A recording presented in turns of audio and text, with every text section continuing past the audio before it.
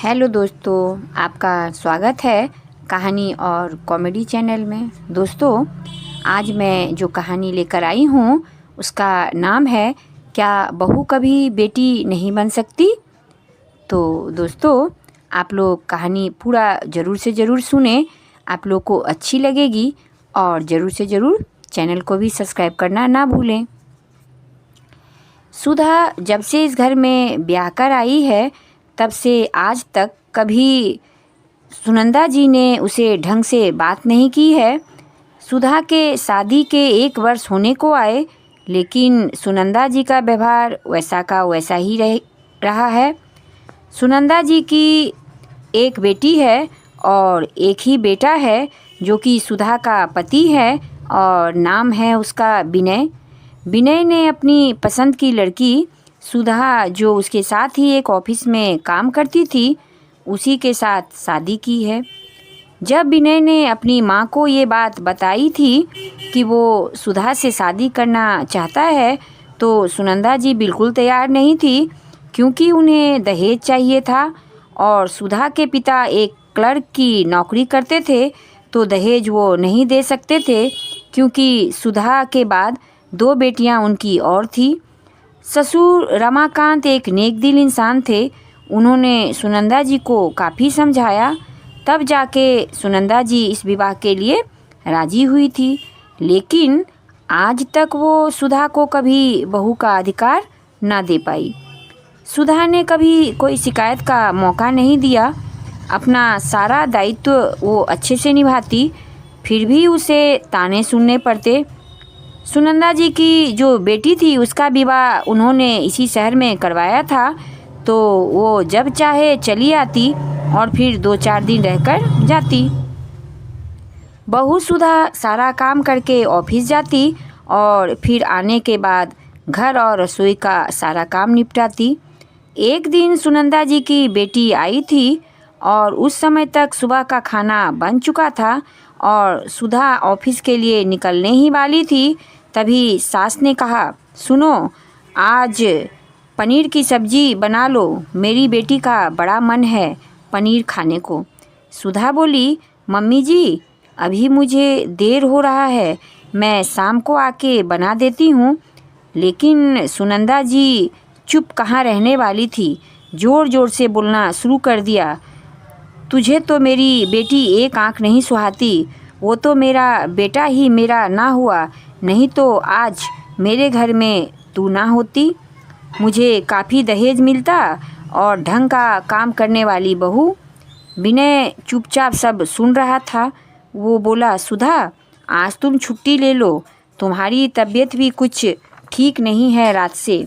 तभी रमाकांत जी बोले, ये क्या सुनंदा, जब देखो तुम बहू के पीछे पड़ी रहती हो, क्या रचना खुद पनीर की सब्जी नहीं बना सकती? सुनंदा जी बोली, बेटी मायके आकर भी खुद काम करे तो फिर बहू किस काम की। सुधा चुपचाप फ़ोन करके छुट्टी ले ली और उसने कपड़े बदले और पनीर बनाया, सबको खिलाया और खुद ना खाकर सो गई। तभी रमाकांत जी आए और बोले, सुधा बहू, उठो, देखो मैं खाना लाया हूँ, खा लो। सुधा उठी, उसके आँख रोते रोते सूज चुके थे। रमाकांत जी बोले, बेटा, तुम्हारी सास इतनी भी बुरी नहीं है, उनकी बातों का इतना भी बुरा मत मानो, देखना एक ना एक दिन ज़रूर वो तुम्हारी कदर करेगी। सुधा बोली, पापा, क्या बहू कभी बेटी नहीं बन सकती? रमाकांत बोले, ज़रूर बन सकती है, और मैं तो तुम्हें अपनी बेटी ही मानता हूँ, फिर तुम्हें शिकायत क्यों है? और एक दिन तुम्हारी सास भी तुम्हें ज़रूर अपनी बहू और फिर बेटी मानेगी। रात को करीब 9 बजे सुधा किचन में खाना बना रही थी। अचानक रमाकांत जी बोले, बहू, जल्दी इधर आओ, देखो क्या हुआ। सुधा दौड़कर आई, देखा सास सुनंदा जी सीढ़ियों से नीचे गिर गई हैं और उनका सर फट गया है, वो बेहोश हो चुकी थी। सुधा ने जल्दी से गाड़ी निकाली और ससुर जी की सहायता से सास को गाड़ी में बैठाया और जल्दी से अस्पताल पहुंची। आनन फानन में उनका ऑपरेशन हुआ। सुधा और रमाकांत जी ओटी की तरफ देख रहे थे। सुधा ने विनय को भी फ़ोन कर दिया था। विनय भी पहुंच चुका था। तभी डॉक्टर आए और बोले, सब ठीक है, अगर 5 मिनट और लेट होता तो शायद हम कुछ भी नहीं कर पाते।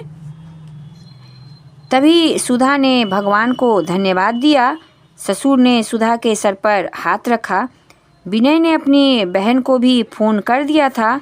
बहन भी आ गई और उसके बाद सुधा जी को वार्ड में शिफ्ट कर दिया गया।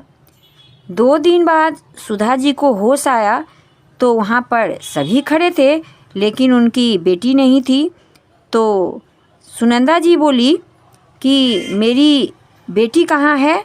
रमाकांत जी बोले, तुम्हारी बेटी अपने घर चली गई है, कह रही थी कि मुझे वहाँ पर ढेरों काम है, तुम्हारे दामाद को ऑफिस जाना होता है और तुम्हारे नाती को स्कूल, इसलिए उसे जब टाइम मिलेगा तब वो आ जाया करेगी।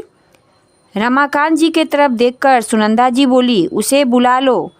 रमाकांत जी बोले, सुनंदा, सुधा तुम्हारी बेटी है, लेकिन तुमने उसे कभी बेटी तो दूर बहू भी ना माना। अगर उस दिन सुधा नहीं होती तो शायद आज तुम।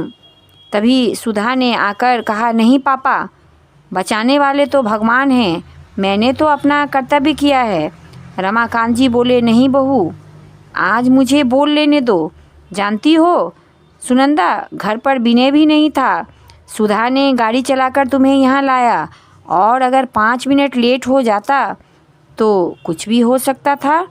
सुनंदा, क्या बहू कभी बेटी नहीं बन सकती? सुनंदा जी के आंखों से आंसू निकलने लगा और उसने सुधा को पास बुलाया और हाथ जोड़कर बोली, बेटी मुझे माफ़ कर दो, मेरे जैसा सास के कारण ही बहू उन्हें छोड़कर चली जाती है। बहू बेटी तभी बनेगी जब सास माँ बनेगी, और मैं तो तेरी माँ नहीं बन पाई, लेकिन तू मेरी बेटी ज़रूर बन गई है। और सुनंदा जी ने सुधा को अपने गले से लगा लिया। तभी रमाकांत जी बोले, देखी सुधा बहू, तुम्हारे सवालों का आज जवाब मिल गया। बहू भी बेटी बन सकती है, बस सास को माँ बनना पड़ेगा। और आज तुम्हारी सास भी माँ बन गई है। और ये सुनकर सुधा और विनय दोनों ने मुस्कुरा दिया। तो दोस्तों, बहू भी बेटी बन सकती है, बरसते सास को माँ बनना पड़ता है, तभी दोनों का व्यवहार सुंदर और मधुर मिठास भरा होता है। तो दोस्तों, कैसी लगी कहानी? अच्छी लगी तो ज़रूर से ज़रूर सब्सक्राइब कर दीजिए। धन्यवाद।